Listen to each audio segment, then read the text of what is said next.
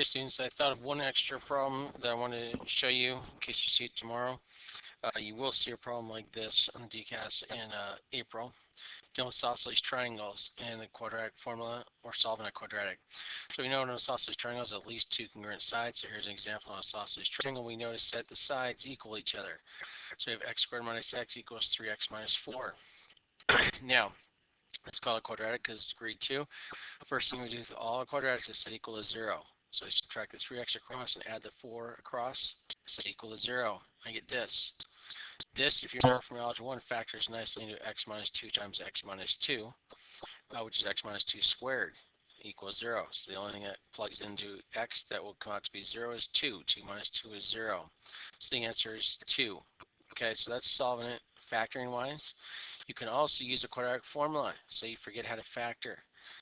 In the quadratic formula, you first got to set it equal to 0. So after you set them equal to each other, you move it across to equal to 0. And now from this equation, you can use quadratic formula.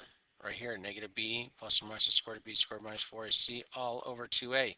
This will be given to you on the formula sheet you will receive tomorrow. So you don't have to have this memorized. You can just plug it in. So if I do that, negative b, remember this is a is 1, b is negative 4, c is 4. We did this with completing the square.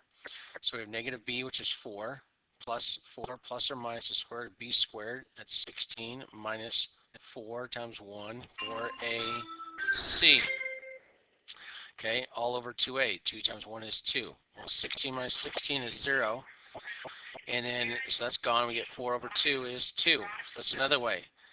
Third way is if I can use the graphing calculator. If it's in the graphing calculator part, I set each of these equations, right, it says right down here, y sub 1, put it to the left side, x squared minus x, if you can't see that right here, and y sub 2, 3x minus 4. Then I go ahead and hit the second calc button, which is the trace, the calc, and I want to find the intersection, number 5, so I hit number 5. You'll ask first curve, just hit enter, second curve, just hit enter, and guess, just hit enter. And you'll see the answer is 1.99, etc. That's the same thing as 2, and there's your answer there. So there's another way of doing it. All right, bye.